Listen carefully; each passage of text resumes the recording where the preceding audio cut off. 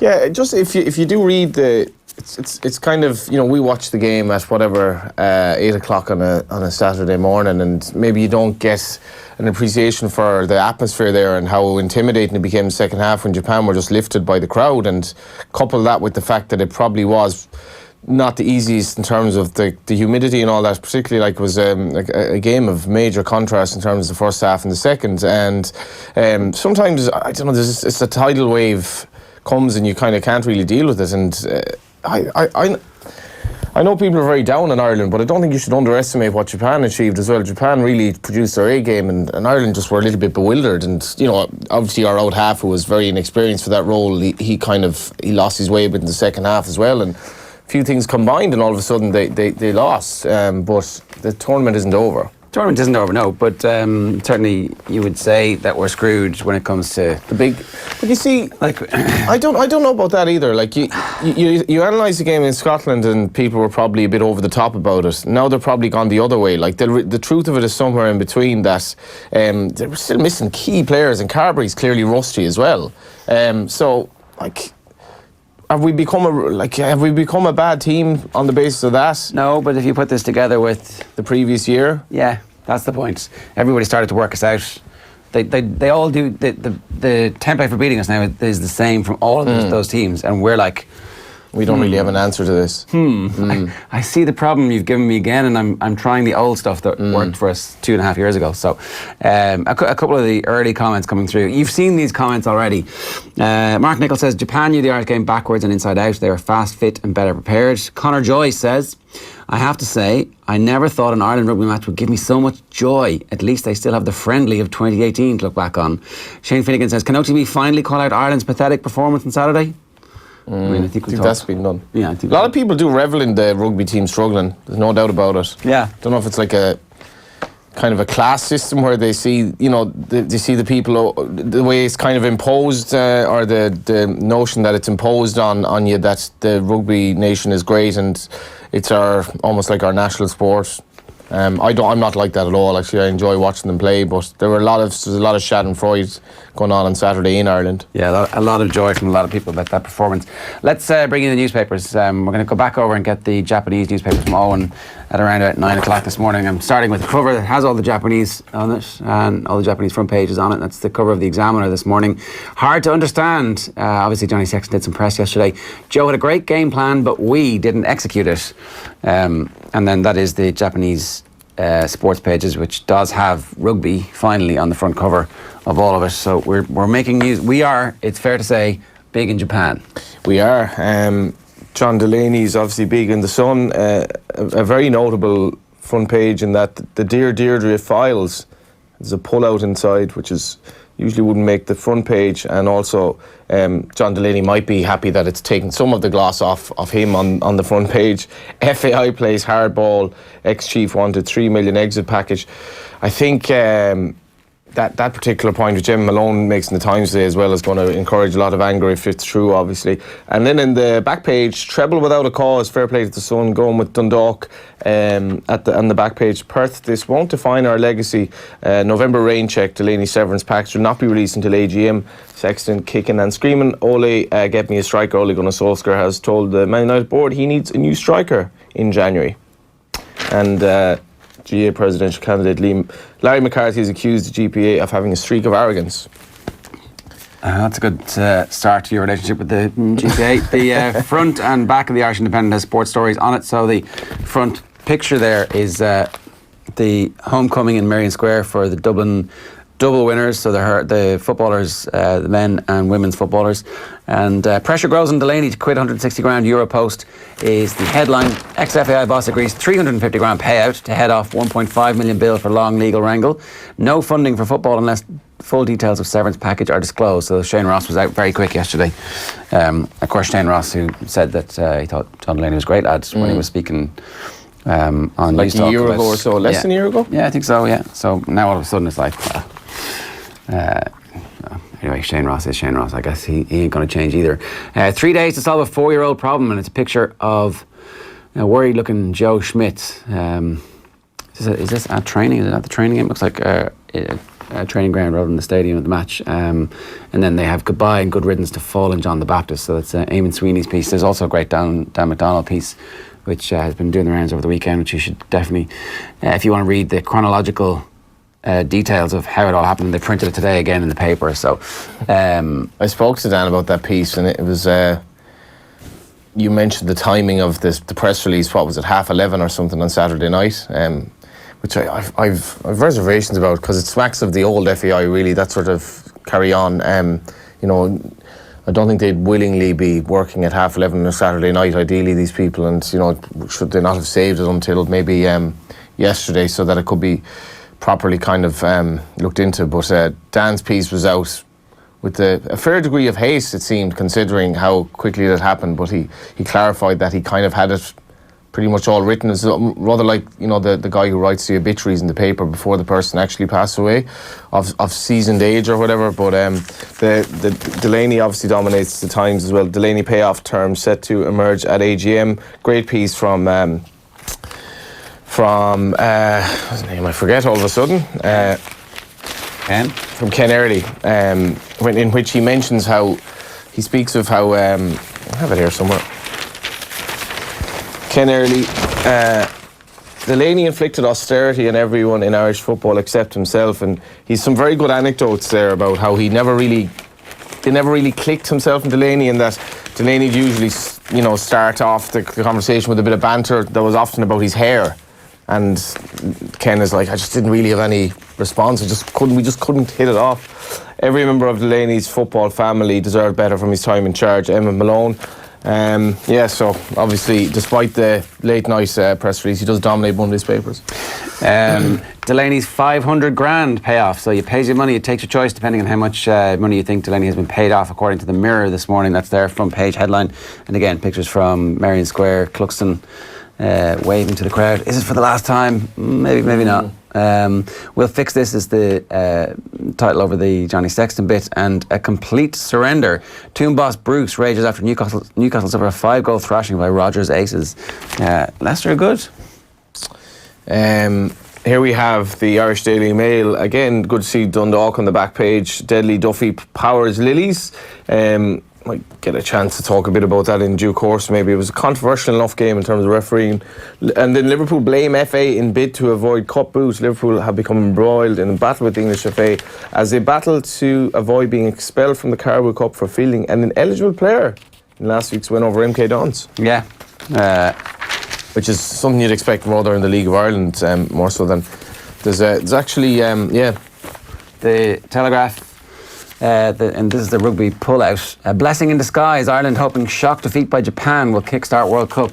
I think the fact that Johnny Sexton didn't play is about one of the few things you can hang your hat on and go, well, at least we have Johnny Sexton to come back into the team, and it's a different team with him in it.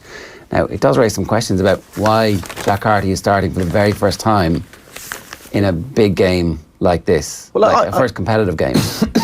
It's a big game now, but maybe they didn't think it was as big beforehand, because they spoke about South Africa, and in which case, that is a shocking failing of management. I did find that strange. Like, as much as I don't know Joe Schmidt, or I do know him, it's not really something you should probably be venturing towards, because it sends a little bit of a message to everyone that that we are thinking of South Africa, and in any event, we're not thinking of them now.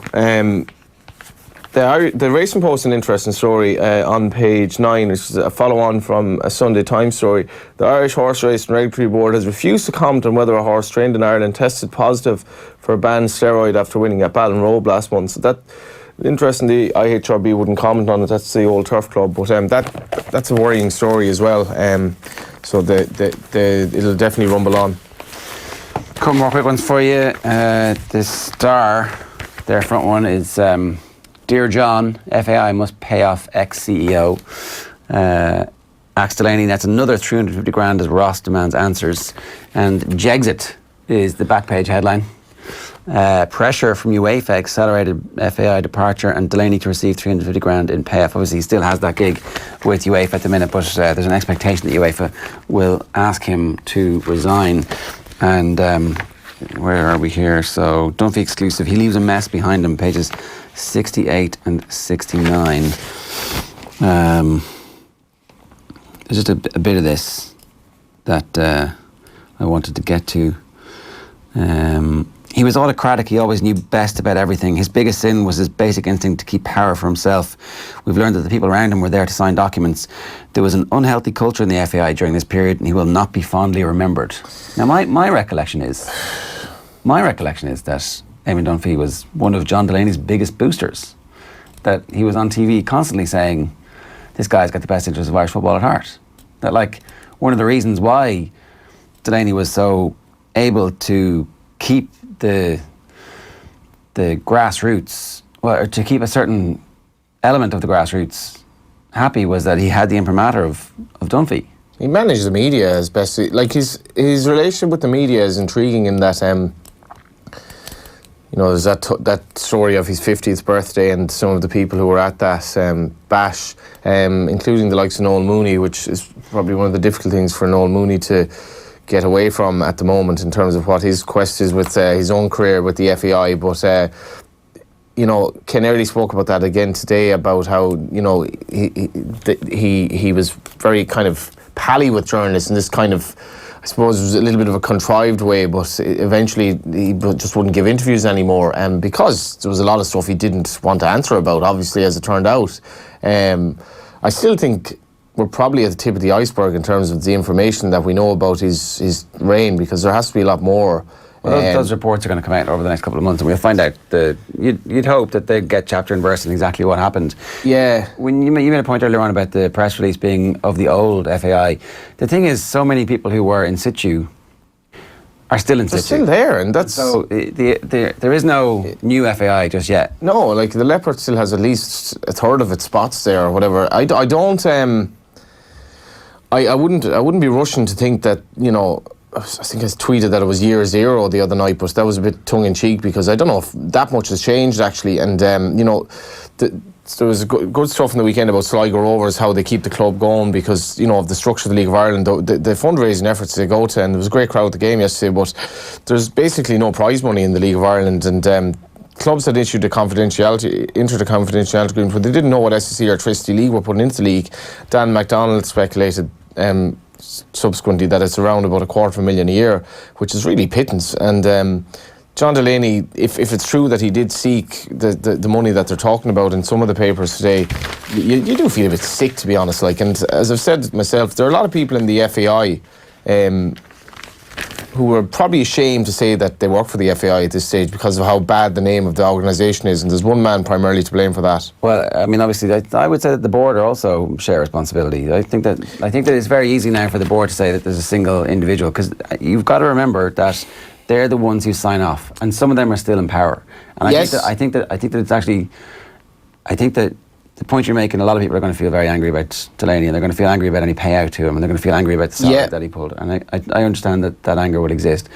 But if this just becomes what we've done is we've removed all of the issues. No, everything's fine. That's nonsense. The board became a rubber stamped rump, really, in the whole scheme of things. But that is not a defence. It's not a defence, but at the same time, if you go to dictatorial regimes in history, it's easy to say it kind of after the fact that they should have done this, they should have done that. Hang on.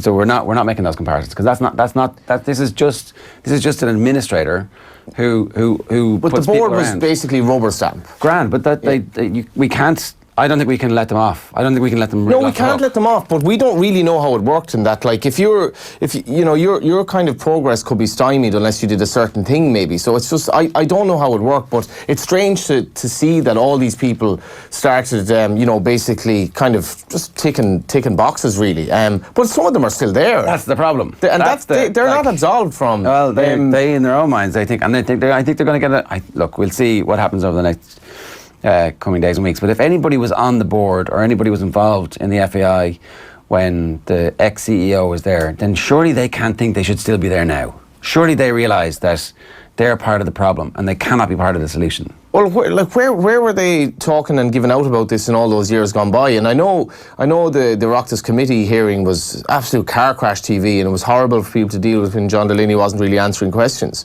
And maybe that was the that was the start of the end, but how did they put up with the regime like that? I mean, did they feel that they were doing a good job themselves? And what were they doing for Irish football? Delaney himself is very interesting because just the way he's kind of come across over the whole few years, he's obviously a very intriguing character. And, you know, if you look at the famous John the Baptist documentary, he's a compelling character who is very talented in many ways. It's just, where does he go from here? I don't know. And you know, and it's just a very, very sad end as well for an administrator.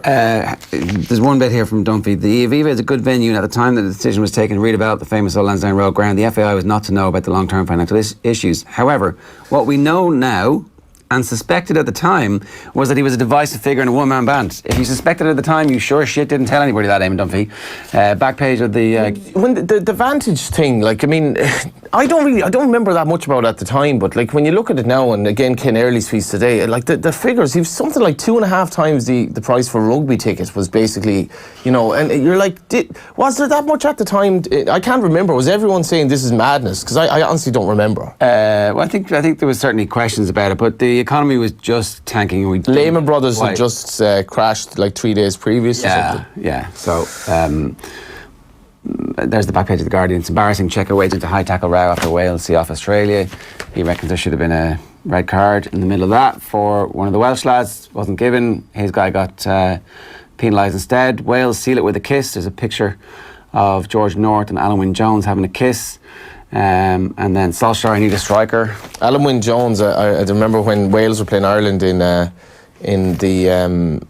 Six Nations a few years ago, and they were staying the Hilton in Kilmainham, and he just rocked up to the Royal Oak and just had a few pints after the game. All right. It was just like, as much as rugby is professional, the lads kind of can still somewhat let their hair down the weekend. He was a great guy. Yeah, were you hanging out? Were you one of those? I wasn't there that day, but he was the talk of the talk of the pub. But like, they were just staying obviously up the road, and I'd say everyone really warmed him. He was a very likeable character by all accounts. Groundhog Day, says Barry Hawke in comments. Where's plan B? Mark O'Callaghan says, when Joe is gone, is Farrell going to play more of the same ruck to ruck, set piece to set piece with no heads up rugby? Ireland haven't had any new tactics or innovation back. Ireland haven't held any new tactics or innovation back for this campaign, unlike New Zealand, South Africa, Japan, and England, hurtling towards another quarter-final defeat. Well, are we all very confident we're just going to routinely beat Samoa now? Is that what happens? I think they should be okay, and I could definitely see Scotland beating Japan. I mean, Scotland's handicap against Ireland was 9. We were expected to beat Japan by 7. I think it was more than that. So Scotland will now sense that, well, we kind of have a bit of a chance here of something, and like, this is the narrative. Were Ireland absolutely terrible, or were Japan actually very good? I don't know. Like, but we seem to be. We were pretty bad. We were pretty bad, and I think bad. I think what most worrying is mentally in the second half. They didn't really seem to know what to do. They just seemed to. It was almost like they saw a car crash happening in slow motion, but it was just like, well, we can't do anything about this. Yeah, we're backseat passengers as opposed to we're just driving. Yeah, steering to the skid, lads. But. You know, it's remarkable when you go back to last November and how the narrative about Schmidt has changed so much that we get comments like that one there, where it's like, I do wonder about the succession thing. Was it a slight concern that everyone in the back of their minds knew that he's gone shortly? I don't know, but things have unravelled a bit. They have, and the Scotland-Samoa game is suddenly very, very interesting this morning. That one's the 11:15 game. I'm like, all right, okay, what's going to happen here? But it's some indication of where Samoa are. If Samoa happen to beat Scotland, we'll probably be getting quite worried. Yeah, and I mean, look, Scotland must be thinking they're back in it now. Absolutely, yeah. But like, I thought Scotland can probably play a lot better than they did against Ireland as well. I think so. Like, Ireland managed Scotland. Ireland do well against Scotland. They kind of knew how to deal with them. But we got a bit lucky. They bounced the ball that time. They bounced the ball, killed the game. Against the Japanese team that kind of made the game a bit disjointed, Ireland really didn't know what to do.